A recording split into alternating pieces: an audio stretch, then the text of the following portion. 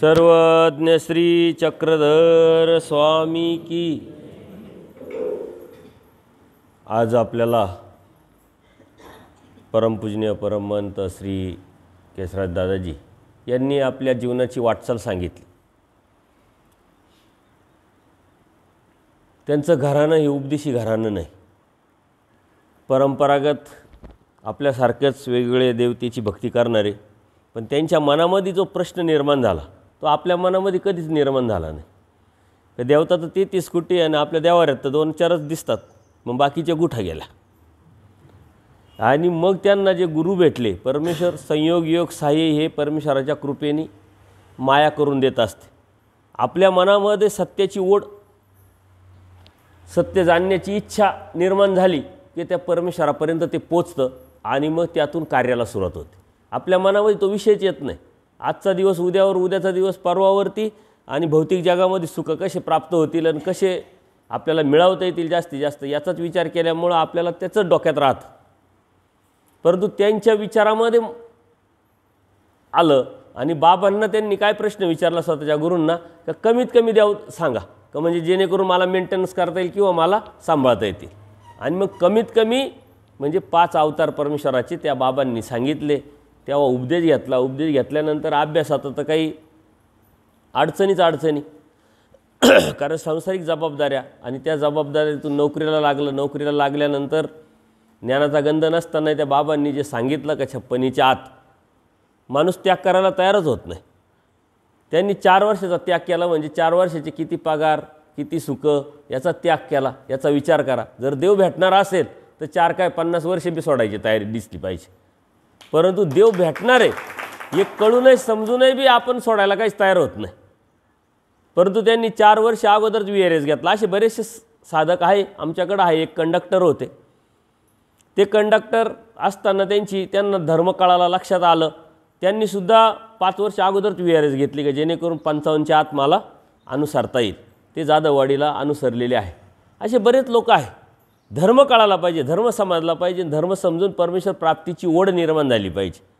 मग तो परमेश्वरच आपल्याला संयोग योग सहाय्य कोणाचे तरी बरोबर करून देत असतो आणि ती जाणीव करून देत असतो। पण निर्णय घेताना मात्र आपल्याला घ्यावा लागतो, विचार मात्र आपल्याला करावा लागतो। असं सुंदरपैकी त्यांनी आपल्याला मार्गदर्शन केलं। त्यानंतर परमार्गसेवक किरणदादांनी कर्माच्या अनुषंगाने जी मांडणी केली अत्यंत सुंदर केली, त्याच्यासाठी सर्वांनी टाळ्या वाजवायच्या। कारण आपण दररोजच काम करतो, पण ते कामाचं अध्यात्माचे संस्कार लागले, अध्यात्म कळाला, अध्यात्म समजला, कर्माकडं कसं जातो, कर्मातून परत ज्ञानात, ज्ञानातून परत दास्यात कसं जातो, ते दास्य कसं आपल्याला कुठंपर्यंत घेऊन जातं। परमेश्वरांनी तर सांगितलं आहे की जीव अनादि आयुध्ययुक्त आहे, अनंत त्याच्यामध्ये वाईट दोष आहे, अधमती आदगती आदरती हे मतित्रय आहे। तरीही परमेश्वरांनी आपली का निवड केली आनंद देण्याची, तर जीव सर्वाधिकारी आहे, सर्व अधिकार आहे त्याच्यामध्ये। पण तो अधिकार असताना त्यांनी विचार केला पाहिजे, त्यांनी चिंतन केलं पाहिजे, सत्याची त्याला ओढ लागली पाहिजे। परंतु आपण विनाकारणच समज करून घेतलेला आहे की आपण जोडलेलंच नाही, आपला अधिकारच नाही। शेवट परमेश्वरांनी वास्तविक आपल्याला जीव सर्वाधिकारी सांगितला आहे, आणि प्रत्येक जीव सर्वाधिकारी आहे। प्रत्येक जीवामध्ये तो अधिकार आहे, परंतु तो अधिकार प्राप्त करण्यासाठी त्याला लागतो प्रयत्न, त्याला लागतो विचार, त्याला लागती हिंमत, त्याला लागती क्रिया, आणि त्या क्रियेतून परमेश्वर प्राप्त होत असतो। एकदा असंच एक व्यापारी असतो गावामध्ये, आणि व्यापारी असताना काम करत असताना एक संस्कार असतात म्हणून त्या गावामध्ये एक मंदिर असतं, आणि त्या मंदिरात ते बाबा असतात। ते बाबा दररोज त्याचे सत्संग घ्यायचे गावातल्या लोकांचे, की ज्याला जमायचं ते या बाबा, मी सत्संग घेत राहील अशाच्या टायमिंगला। तसं त्यांच्यावर सुद्धा संस्कार असल्यामुळे तो व्यापारी दररोज जायचा। त्यावेळेस आपल्या मुलाला सांगायचा का तू दुकान सांभाळ, मी सत्संगाला जाऊन येतो। जसं आज तुम्ही केलेलं आहे का, तू हे काम कर, तू ते काम कर, मी सत्संगाला जाऊन येतो, 2-3 दिवस आहे, आम्ही ऐकतो। अशा पद्धतीने ते पण दररोज त्या बाबाकडे सत्संगाला जायचे। आता बाबाकडे सत्संगाला जात असताना तो मुलाला त्या दुकानावरती बसवायचा आणि सत्संगाला येत राहायचं। अशी कितीतरी वर्षे गेले। पण एकदा काय झालं की हा आला सत्संगाला, आणि दुसरा व्यापारी त्याच्या दुकानावर आला। तो मोठा व्यापारी म्हणे की आम्हाला तुम्हाला खूप मोठी ऑर्डर द्यायची, खूप मोठा फायदा आहे, परंतु आम्हाला वेळ नाही आहे, घाई आहे, तुझे वडील कुठे, जर भेटत असेल तर ठीक, नाही तर आम्ही पुढं जातो। आता मुलाला वाटलं की जर आपण असं नाही केलं, बाबांना आपल्या वडिलांना निरोप नाही दिला तर नुकसान होईल, आपल्याला ओरडतील। ते म्हणे काय हरकत नाही, तुम्ही बसा, मी लगेच बाबांना घेऊन येतो। आणि ते त्या मंदिराकडे जायला लागले. मंदिराकडे जायला लागल्यानंतर आता जसं आपण स्पीकर लावलेला आहे तसा तिथे स्पीकर लावलेला बाबा सत्संग घेत आहे. तो मंदिराकडे जात असताना त्याच्या कानावरती त्या बाबांचं सत्संग ऐकायला यायला लागले की संसार काय आहे, प्रपंच काय आहे, दास्य काय आहे, कर्म काय आहे, जन्माला का आलो, कशासाठी आलो आणि हे करत राहिलो तर कसे नरक भेटतील, असं ते बाबा दररोज त्यांच्या पद्धतीने निरूपण करत होते. तो जसजसा मंदिराकडे जातो तसतसं त्यांच्या कानावरती ते शब्द पडत होते आणि शब्द पडता पडता त्याच्यात बदल झाला. तर जर एवढं आहे तर मी आता मंदिरातही का जावं आणि घरी का जावं. तसंच तो जंगलात गेला. परमेश्वर प्राप्तीच्या अनुषंगाने साधना करावी, परमेश्वराला प्राप्त करून घ्यावं असा जंगलात गेला. जंगलात गेल्यानंतर साधना केली, स्मरण केलं, चिंतन केलं आणि त्यातून परमेश्वर प्रसन्न झाला. परमेश्वर प्रसन्न झाले तर परमेश्वर समोर डायरेक्ट आले त्याच्या की बाबा तुला मी प्रसन्न झालेलो आहे, तुला काय मागायचं ते माग. म्हणे मला काय मागायचं नाही, मला फक्त देव मिळवायचा होता आणि त्या अनुषंगानेच मी साधना केली. परंतु तुम्ही म्हणताचे तर एक इच्छा आहे म्हणे माझी. म्हणे काय इच्छा आहे. तुमच्याबरोबर अगोदर येण्याच्या अगोदर मी गावात जाऊ इच्छितो. गावात जाऊन मला पाहायचं आहे की जे बाबा दररोज सत्संग घेत आहे आणि जे आमचे वडील किंवा आमच्या गावातले जे लोक आहेत ते दररोज सत्संग ऐकत आहे यांच्यामध्ये काय बदल झाला आहे मला उत्सुकता आहे. म्हणजे मला पाहायचं आहे, कारण मी तर काहीच केलं नाही म्हणे. मी 4 गोष्टी ऐकल्या, जंगलात गेलो, स्मरण केलं आणि तरी तुम्ही प्रसन्न झाले आणि तुम्ही मला प्राप्त झाले. तर यांना तर इतकं मोठं ज्ञान आहे, हे ते सांगत आहे, हे इतके ऐकत आहे, यांच्यामध्ये काय बदल झाला. जेव्हा तो येतो बघायला देव म्हणतात ठीक आहे काय हरकत नाही, तुझी इच्छा आहे तर तू जाऊन बघ. तर ते बाबा तेच सत्संग ऐकत आहे, तेच लोक तेच सत्संग ऐकत आहे, परिणाम मात्र शून्य. सत्संग ऐकायचा, घरी जायचं, आपापल्या पाट्या टाकायला सुरुवात करायची. बाबा लोकांनी जे आपलं आपलं कर्तव्य ते करायचं आणि तुम्ही ऐका नका ऐकू, तुम्ही करा नका करू, ही स्वतंत्रता तुम्हाला असल्यामुळं जबरदस्ती तर काही कोणी करू शकत नाही. परिणाम मात्र शून्य असतो. परमेश्वराने सांगितले जीव सर्वाधिकारी, परंतु तो अधिकार मिळवण्यासाठी विचार करावा लागेल, चिंतन करावं लागेल आणि त्या चिंतनातून त्या मुलाला देव भेटला. प्रयत्न केला, हिंमत ठेवली, परमेश्वर प्राप्त झाला. किरणदादांनी आपल्याला कर्माच्या माध्यमातून हीच जडणघडण सांगितलेली आहे की ज्यावेळेस आपण परमेश्वराकडे जातो म्हणजे आपल्याला बोध होतो, आपण उपदेश घेतो, उपदेश घेतल्यानंतर अनुसरणाकडे जातो, त्यावेळेस 50% कर्म आपलं तर परमेश्वर लगेच नासावतात. राहिलेले 50% सुद्धा कवडे न्याय म्हणजे 100तला 1% आणि तो 1% सुद्धा दैव सभा. म्हणजे काय, परमेश्वर सांगतात मी जिथं सांगेल, जेव्हा सांगेल आणि जितकं सांगेल तितकंच.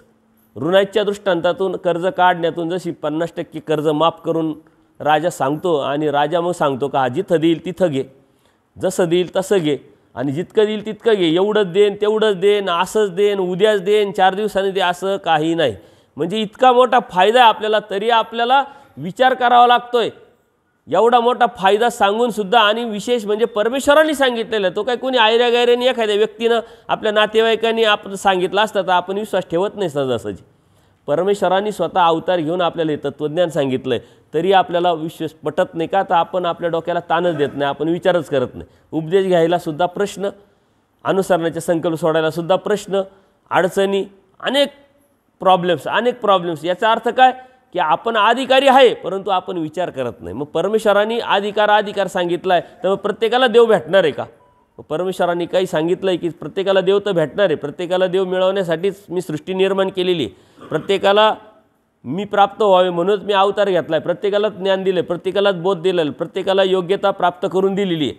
परंतु जरठा धर्मी अधिकार नाही म्हण का, ज्याचं वय निघून गेलं, परमेश्वर प्राप्तीची इच्छा मरून गेली, तोची व्हावा तोची भेटावा अशी भावना मरून गेली, काहीच नाही राहिलं, इच्छाच नाही राहिली, त्याला मात्र धर्माचा काहीच अधिकार नाही म्हटले. जरट म्हणजे काय, पक्का झालेला. आपण म्हणतो ना आता हा लय जरट झालेला आहे, हा काय सहजासहजी ऐकणार नाही. एखादा लहान मुलगा याला जर 2 गोष्टी समजावल्या सांगितल्या प्रेमाने तर तो ऐकू शकतो, परंतु हा माणूस काय ऐकणार नाही का, तर तो जड झाला. तसं आपण जर जरड झालो, आपल्याला देव मिळवण्याची इच्छा आपली मरून गेली, परमेश्वर प्राप्तीची इच्छा मरून गेली, सत्य काय जाणण्याची इच्छा मरून गेली, तर आपण जरट होतो आणि मग आपला धर्माचा अधिकार निघून जातो ना. आपल्याला सारं सांगितलं, देवाने आपल्याला सर्व तत्त्वज्ञान सांगितलं, समजून सांगूनही बोध दिला आहे. काही साधुसंतांच्या माध्यमातून आपल्याला मार्गदर्शन पण भेटत राहतं आणि आपण वाचन पण करत राहतो, इकडं तिकडं अनुभव पण घेत राहतो. परंतु परमेश्वर प्राप्तीची इच्छा आपली मेल्यामुळं आपल्याला धर्माचा अधिकार आता राहत नाही. वास्तविक जीव सर्वाधिकारी आहे, परंतु आपल्याला ती इच्छा आता राहिली नाही आहे, म्हणून आपण आता अनाधिकारी झालेलो आहे. म्हणून अनाधिकारी व्हायचं का जो सर्वाधिकार परमेश्वराने आपल्याला सांगितलं तो सर्वाधिकार जिवंत ठेवायचा आणि परमेश्वराच्या प्राप्तीपर्यंत जायचं, हा मात्र सर्वस्व विचार आपल्याला करावा लागेल. जरट म्हणजे वय होणं नाही आहे. एखाद्या व्यक्ती 32 वर्षाचा आहे, त्याच्यामध्ये जर इच्छा मरून गेली देव मिळवण्याची किंवा परमेश्वराला प्राप्त करण्याची किंवा सत्य जाणण्याची, तो 70 वर्षाचा झाला. आणि एखादा 70 वर्षाचा म्हातारा आहे, 70 वर्षाची व्यक्ती आहे, परंतु त्याच्या मनामध्ये एक भावना आहे की मला देव मिळवायचा आहे, मला परमेश्वर प्राप्त केल्याशिवाय पर्याय नाही, नाही तर माझं सृष्टी शून्य होईल, अनंत जन्म गेले, अनंत सृष्ट्या गेल्या, अनंत दुःखात मी पडलो, आता नाही तर कधीच नाही, मला देव मिळवायचाच आहे. अडचणी आहे, प्रॉब्लेम्स आहे, त्याच्यावरती मात करण्याची त्याची इच्छा आहे, प्रबळ इच्छा आहे, तर तो परमेश्वराच्या प्राप्तीचा अधिकारी. त्याच्यावर तो जरट होऊ शकत नाही. जरट होणं म्हणजे वयातून निघून घेणं असं नाही आहे. म्हणून कधीतरी काही लोक म्हणतात 10 गेले 5 राहिले, आता कुठं डोक्याला ताण करता, आता इथं माझ्या पोरांना मी लहानसं मोठं केलं, सारं जीवन लावलं, तेच मला नीट सांभाळती नाही, आणि आता मार्गात जाऊन काय करायचं. परमेश्वरांचा परमेश्वर प्राप्तीला निघाला आहे आणि जेवणाचा चिंध्या चुरकुट्याचा राहण्याचा जर विचार करत असेल तर देव कसा मिळेल. कारण देव मिळवणे सर्वात मोठं आव्हान आहे. देव मिळवण्यासाठी सर्वात मोठं आव्हान आपण जर स्वीकारले तर आपण कपड्याचा आणि लत्त्याचा गरम पाणी भेटेल का, वेळेवर खायला भेटेल का, झोपायला भेटेल का, आणि बाबा नीट सांभाळतील का, याचा जर विचार केला तर परमेश्वर प्राप्त होईल का. त्याच्यामुळं विचार न करता परमेश्वराच्या प्राप्तीच्या अनुषंगाने जेव्हा आपण निर्णय घेतो तेव्हा परमेश्वर सहाय्य होता. परमेश्वर काय म्हणतात, अनुसरल्याचं जिनं मरणं हे आता परमेश्वराच्या हाती. योगक्षेम वाम्यहम, सर्व काही जे बी आहे ते परमेश्वर म्हणतात मी आता तुझी जबाबदारी घेतलेली. परमेश्वरांनी जर जबाबदारी घेतली तर विचार करण्याची काही गरजच नाही आहे. जसा असेल तसा, जसं ठेवेल तसा, जसा नेईल तसा, परमेश्वराच्या भरोशावरती जेव्हा आपण निघतो तेव्हा परमेश्वर म्हणतात जो माझ्याकडे निघाला ना त्याला कोणती देवता कधी कोणती सहाय्य करेल, कोणतं सामर्थ्य येईल मलाही सांगण्याची गरज नाही. जसं आता एखादा मुख्यमंत्री आहे बघा, मुख्यमंत्री आजारी पडला घरी राहिला, मग काही जगामध्ये किंवा आपल्या महाराष्ट्रामध्ये कामं बंद होतात काय. जे बी आहे ते सिस्टम बरोबर चालू होते ना. ती सिस्टम बरोबर कलेक्टर आहे, कलेक्टरचं काम करतो, तहसीलदार काम करतो, तलाठी काम करतो, मुख्यमंत्री जरी नसला यदा कदाचित निवडणुका आता नाशिक महानगरपालिकेमध्ये किंवा कोणत्याही नगरपालिकेच्या बघा निवडणुका झालेल्या नाही, बरेच दिवस झाले. निवडणुका नाही म्हणजे लोकप्रतिनिधी नाही आहे, महापौर नाही आहे, नगरसेवक नाही. पण मग आता काही त्या शहराचं जे बी लाईट पाणी व्यवस्था जी आहे ती बंद झाली का नाही, ती प्रशासन चालवतं आहे. आता हे प्रशासन परमेश्वरांनी नेमलेले देवतेच्या माध्यमातून 81 कोटी 1,10,10 देवता हे प्रशासन आहे.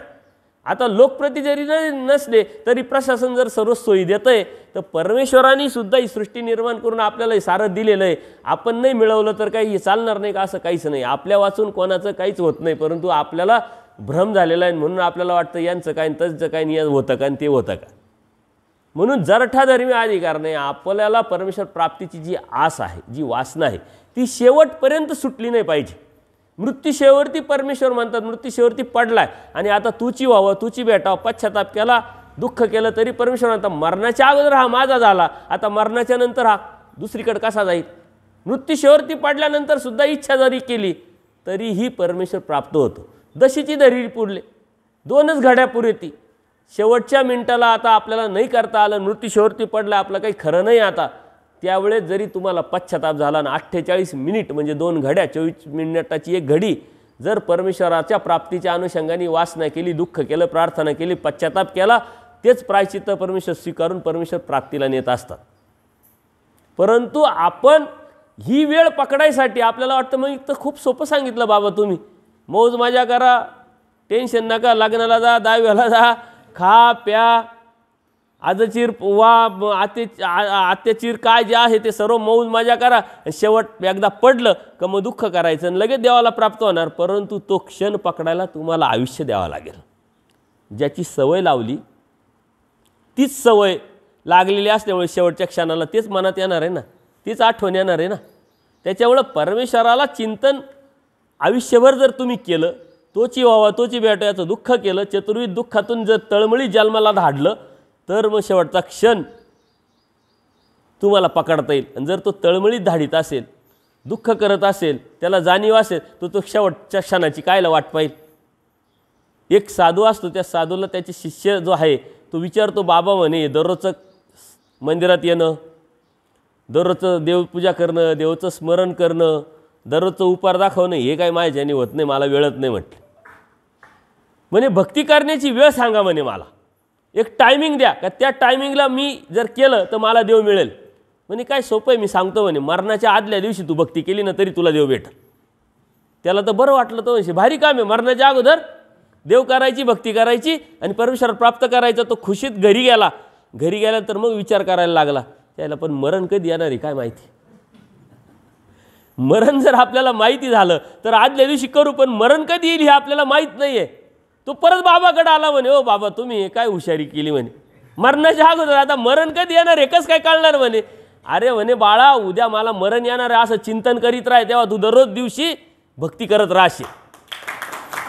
मरण हे माझ्या लगेच काळ हा माझ्या मानगुटीवर बसलेला आहे. उद्या मरण येणार आहे, उद्या मरण येणार आहे, उद्या मरण येणार आहे. उद्या जर मी मरणार आहे तर मी आज वाईट विचार करेल का कोणाचा, वाईट चिंतन करेल का कोणाचा, कोणाला दुःख होईल का. कारण उद्या मरणार, मी मरणार आहे, विनाकारण कशाला हे करायचं. मरणाची भीती प्रत्येकाला असते, पण आपल्याला मात्र मरणाची भीतीच नाही. काल एक आजी होती, म्हटलं तू का बरं हे नाही केलं. म्हणे मला जबाबदारी. काय जबाबदारी आहे म्हणे, नाता नातीचं लग्न करायचं आहे म्हणे मला. मग नाता नातीचं लग्न करेपर्यंत तू जिवंत राहणार आहे का म्हणे. हां मग किती गॅरंटी, किती गॅरंटी आहे की मी मरणार नाही म्हणे नाता नातीचं लग्न होईपर्यंत. मग मरणाची भीती आपल्याला असली पाहिजे. जेव्हा मरणाची भीती निर्माण होईल तेव्हा परमेश्वर प्राप्तीच्या अनुषंगाने आपण टाकलेलं पाऊल असेल. वाईट माणूस, अत्यंत नालायक माणूससुद्धा मरणाला एकदा लागला का घाबरतो. असंच गावामध्ये एक असा वाईट माणूस असतो, वाईट प्रवृत्तीचा असतो. प्रत्येक गावामध्ये असतं, आपल्या गावामध्ये असतीलच, ते अनुभव असतीलच तुम्हाला. वैतागलेले असतील पण तुम्ही काही करू शकत नाही, त्याच्यापुढं कोणी चालत नाही, काहीच चालत नाही.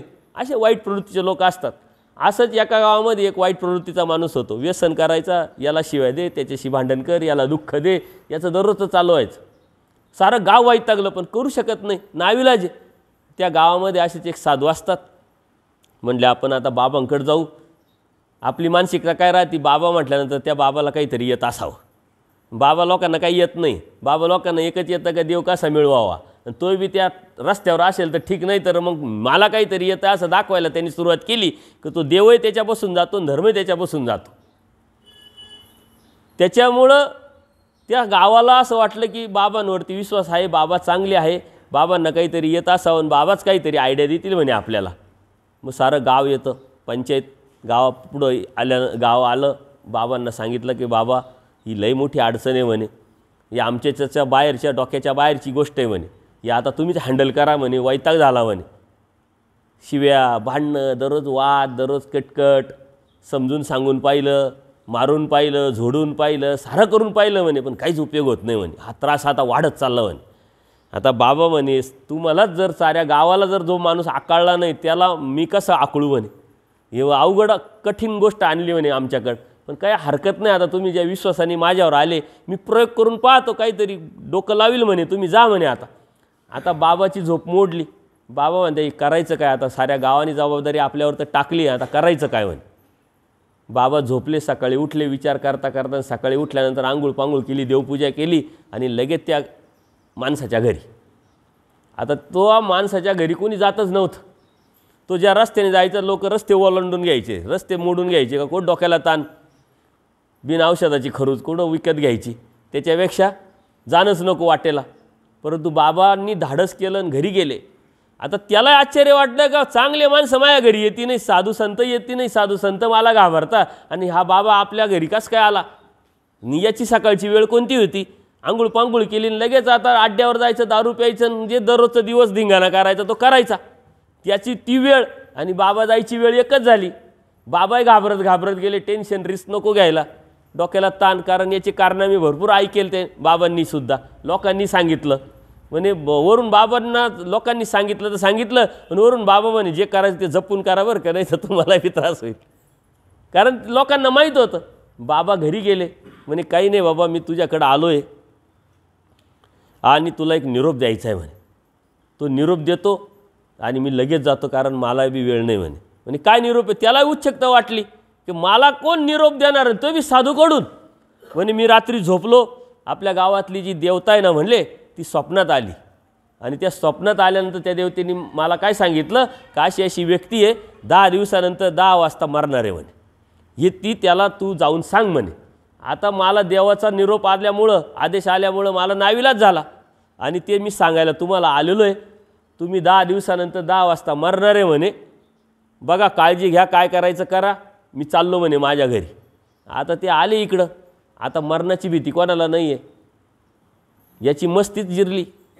डायरेक्ट जमिनीवर आला, मी मरणार मी मरणार मी मरणार. भीती निर्माण झाल्यानंतर त्याच्या डोक्यात विचार आला. विचार येता येता त्या विचारामध्ये एवढा गर्क झाला की तो दारू प्यायलाही गेला नाही. घरचे विचार करायला लागले का बाबांनी याला काय सांगून गेले, बाबा काय बोलून गेले आणि काय औषध देऊन गेले. घरच्यांना आश्चर्य वाटलं की हा तर गपचीप बसला, विचार करायला लागला. विचार करता करता त्याच्यामध्ये बदल झाला आणि हा बदल होता होता तो दिवस मोजायला लागला, तास मोजायला लागला. 9 दिवस राहिले, 8 दिवस राहिले, करायचं काय आता, 8च दिवस राहिले, करायचं काय आता, 7च दिवस राहिले. असा विचार करता करता म्हणतो मी माझ्या जीवनात लय वाईट केलं, लय दुःख दिलं, लोकांना लय भांडलो. मग त्यांनी सुरुवात केला उपक्रम, ज्याच्याबरोबर भांडण आहे त्याच्याकडे जाऊन माफी मागायची, बाबा काही मनात काही ठेवू नको. लोकांना आश्चर्य वाटलं का काय प्रकार आहे, बाबांनी आजला काय औषध दिलं की हा दररोज भांडण करणारा, दररोज त्रास देणारा येऊन माफी मागायला लागला. ज्याच्याकडून काही उसनवारी पैसे घ्यायला असेल, ज्याचं काही चोरी करायला असेल त्याला तो द्यायला लागला. काही तुझ्याकडून चोरी केली होती हे तुला, तुझं बाबा, तुझ्याकडून उसने घेतले होते, तू माझ्याकडे पैसे मागू शकत नव्हता, तुला माहीत होतं हे तुझे पैसे. घरच्यांना बी सांगितलं की बाबा माफ करा, लई त्रास झाला तुम्हाला. घरच्यांनाही प्रश्न पडला, गावालाही प्रश्न पडला, पण गावामनामध्ये एक सुख निर्माण झालं का काही का असेना बाबाचं जो औषध आहे ते उपयोगी पडलं. घरामध्ये शांतता झाली, गावात शांतता झाली. म्हणे जाऊ द्या मरू द्या, काय व्हायचं ते होईल. आता गावाला वाटलं की ही एकदाची कटकट गावातून निघून गेली तर बरं होईल आणि बाबा असं काहीतरी करेल, पण ह्या गावातच आहे. पण याच्यात बदल झालेला आहे. 6 दिवस झाले, 5 दिवस झाले, 4 दिवस झाले, 2 दिवस झाले. जो दिवस उगवला तो दिवस उगवल्यानंतर सकाळी आंघोळ पांघोळ केली आणि मरायला तो तयार झाला. कारण बाबांनी सांगितलं, साधू संतांवरती शक्यतो विश्वास असतोच लोकांचा. जे बाबांनी सांगितलं का ते खरंच असतं असं आपण मानतो आणि म्हणून आपण साधू संतांकडून अपेक्षा पण करतो. परंतु अपेक्षा करत असताना आपण सावध पण झालो पाहिजे का ते साधू आहे त्या साधुत्वाकडे साधुत्व आहे का हे बी बघितलं पाहिजे. अन्यथा आपल्या अज्ञानात मजबुरीचा फायदा घेणारे बी भरपूर आहे. त्याच्यामुळं आपण फसलो का आपण म्हणतो काही खरं नाही, देवावरून धर्मावरूनही बी विपरीत होण्याची शक्यता असते. म्हणून आपणही बी चेक करून घ्यायचं राहतं. देवाने मला चेक करा असं सांगितलं, साधूला सुद्धा तुम्ही चेक केलं पाहिजे. पण ते चेक करायचं टेस्टर तुमच्याकडे नाही. ते टेस्टर म्हणजे ज्ञान आहे, ते टेस्टर म्हणजे शास्त्र आहे. ते एकदा का तुमच्याकडे आलं का तुम्ही साधूलाही चेक कराल, देवालाही चेक कराल, धर्मालाही चेक कराल, स्वतःलाही चेक कराल. ते तुमच्याकडे नसल्यामुळं तुम्ही कोणालाच चेक करत नाही, फसण्याची शक्यता निर्माण झालेली. त्याला वाटलं आता 10वा दिवस उगवला, 10 वाजेची वाट पाहतो, आंघोळ पांघोळ करून मी एवढं वाईट केलेलं आहे, मी मेल्यानंतर मला घरची आंघोळे घाली त्या का नाही म्हणशील, आंघोळ करून घ्या, चांगले कपडे घालून घ्या. 10 वाजले, तो म्हणतो आता मरणार. 10 वाजले, 10:15 वाजले, 10:30 वाजले, तो काही मरत नाही. तो चिमटा घेऊन पाहतो, अरे मी तर जिवंतच आहे. आपलं घड्याळ काही बिघडलं आहे का. रस्त्याने जाणाऱ्या माणसाला विचारतो किती वाजले, म्हणे 11 वाजले. अरे 11 वाजले. मग त्याच्या लक्षात येलं का बाबांनी काहीतरी फसवलं म्हणे आपल्याला. आता बाबाचा बेत बघू म्हणे आपण. आणि बाबाला इकडं भरपूर टेन्शन, कारण बाबा 10 दिवसापासून झोपेलच नाही. कारण बाबाला माहिती आहे आपण खोटं बोललोय, हा काही मरणार नाही आहे. आणि हा याचं काही जर झालं यायचं दांडकं घेऊन आपल्याकडंच. बाबाला मोठं टेन्शन. बाबा इकडं वाट पाहत बसले आता येईल, कारण बाबाला माहीत होतं हा काही मरणार नाही. मरणार नाही म्हटल्यानंतर हा आपल्याकडे येणारच आहे. परंतु बाबांनी परत दुसरी आयडिया काढून ठेवली. आता जर आल्यानंतर सांगायचं काय याला, आपलं जे संकट आहे गावावरचं संकट ते आपल्यावर आलं आहे, पण आपलं संकट आता कसं काय टाळायचं. मग तो गेलास रागारागात, म्हणे काहो काय पटतं का म्हणे तुम्हाला. म्हणे 10 दिवसानंतर मरणार आहे, 10 वाजता 12 वाजत आले तरी तुम्ही म्हणे. अहो म्हणे या मी आज घरीच येणार होतो म्हणे, परंतु सकाळी देवपूजा हे ते करता करता वेळ निघून गेला म्हणे, मला येता नाही आलं. म्हणे घरी कशाला येणार होते. आणि ती देवता रात्री परत माझ्या स्वप्नात आली म्हणे. याला घेऊन जायचं उचलायचा कार्यक्रम कॅन्सल केला म्हणे आम्ही आता, कारण हा इतका चांगला वागला म्हणे, इतका बदल झाला, लोकांना त्रास नाही, काहीच नाही. त्यांनी कर्ज माफ करून टाकलं म्हणे. कॅन्सल हे सांगायला येणारच होतं, परंतु वेळ झाला. तुम्हीच आले काही हरकत नाही, असंच चांगले वागत राहा. मरणाची भीती थोडक्यात सांगायचा उद्देश काय का मरणाची भीती कोणाला नाही. आपण सुद्धा दररोज उद्या मरणार आहे असा जर विचार केला तर दररोज तुम्ही धार्मिकता चांगली करा. दररोज तुम्ही स्मरण चांगलं करा. रात्री झोपल्यानंतर सकाळी उठू का नाही अशी भीती आपल्याला निर्माण झाली पाहिजे. आणि सकाळी उठल्यानंतर आता आपला दिवस कसा जाईल याचं टेन्शन आपल्याला असलं पाहिजे. आपल्याला टेन्शन नाही, कारण आपण अज्ञानात आहोत आणि म्हणून आपण बिंदास आहे. अज्ञानाचे जन सुखी होऊन असे अज्ञानात असल्यामुळं आपण मस्तपैकी जगतोय.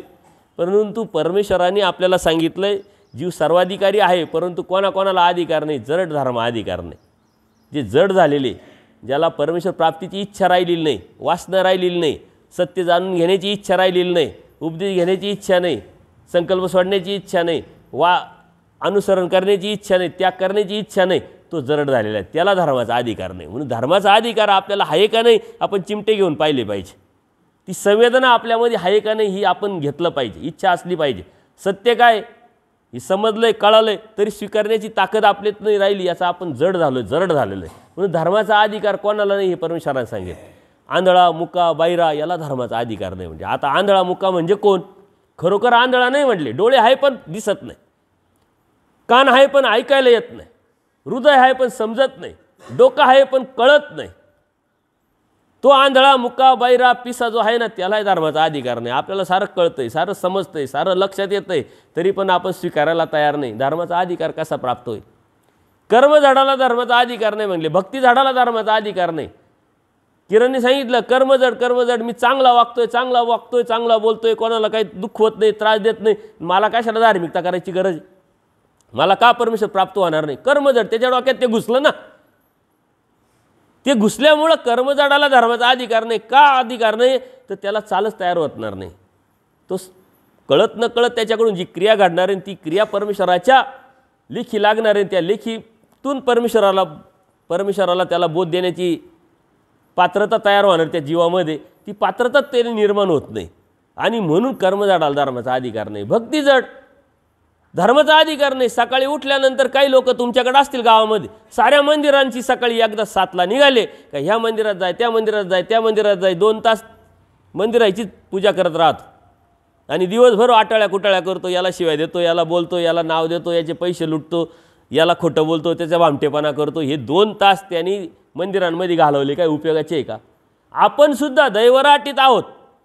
सकाळ संध्याकाळ देवपूजा करतोय, धार्मिकता करतोय, कर्मजड झालेलो आहे. परंतु जे जे परमेश्वरांनी करायला लावलेलं आहे ते आपण मात्र करत नाही. आचाराच्या बाजूने, त्यागाच्या बाजूने विचारच करत नाही. याला धर्माचा अधिकारच नाही म्हटलं. म्हणून ज्ञानाने परमेश्वराची प्राप्ती होणार आहे आणि ते ज्ञान आपल्या कृतीत जीवनात उतरवलं तर आपल्याला प्राप्त होणार. राजस तामस जी प्रवृत्ती असते, वाईट विचार करायचं, वाईट चिंतन करायचं, याला शिवाय द्यायचं, याला त्रास व्हायचा, गावामध्ये असतात 4 चौकडी, चांडळ चौकडी बसली की ते कोणाचा आज कार्यक्रम करायचा याचा विचारच करत राहतात.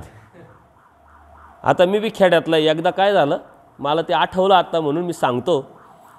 तर असंच गावामध्ये मी गेलो, 5-10 गाडी आपली नाही ना माझं हां ते हे आलं असं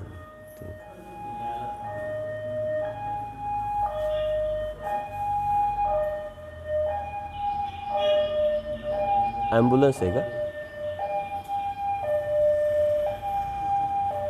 ठीक आहे, काय हरकत. तर 4-5-6 लोक बसलेले होते. मी बी त्यांच्यामध्ये जाऊन बसलो आणि ते काय गप्पा मारत होते. म्हणे आज आहे ना आपण नवीन वायरमन आलेला आहे आपल्या गावात, म्हणे त्याचा कार्यक्रम करायचा. म्हणे काय कार्यक्रम करायचा? म्हणे काय करायचं, तू जाय या डीपीवर, तू जाय त्या डीपीवर, डीपी उडवायची म्हणे. मग मी लगेच फोन करेल वायरमनला, अरे लाईट गेली, तो लगेच जाईल, परत फ्यूज टाकल, तो घरी पोचतोय, नाही तर परत तूच दुसरी करायची म्हणे, याची आज मजाच करायची. म्हणजे जे चांडाळ चौकड्या राहतात त्यांच्या डोक्यामध्ये हेच राहतं का आज कोणाचा कार्यक्रम करायचा. म्हटलं काय विचार आहे बरं, यातून तुम्हाला काय भेटणार आहे? काही नाही म्हणे, एन्जॉय करायचं, मजा करायची. असे लोक गावात राहतात. राजस तामस प्रवृत्तीचे जे लोक राहतात ना, यांच्या डोक्यात काय येईल? चंगळवाद, खा प्या मौज मजा करा, बा टेन्शन नाही. पैसा कसा आणायचा, कुठून आणायचा, याच्या खिशातून, याला काय मतलब नाही. याचं पैसे आपण घेतलेले याला नाही दिले तर दुःख होईल, किंवा याचं चोरलं याला काही त्रास होईल, याला अडचण, या दुसऱ्याचा विचारच करत नाही. त्याला धर्माचा अधिकार नाही. जो दुसऱ्याचा विचार करतो, दुसऱ्याच्या दुःखामध्ये दुःख मानतो, दुसऱ्याच्या आनंदामध्ये सुख मानतो, त्याला धर्माचा अधिकार आहे. सद्विवेक बुद्धी त्याची जागृत आहे, हृदय त्याचं कोमल आहे.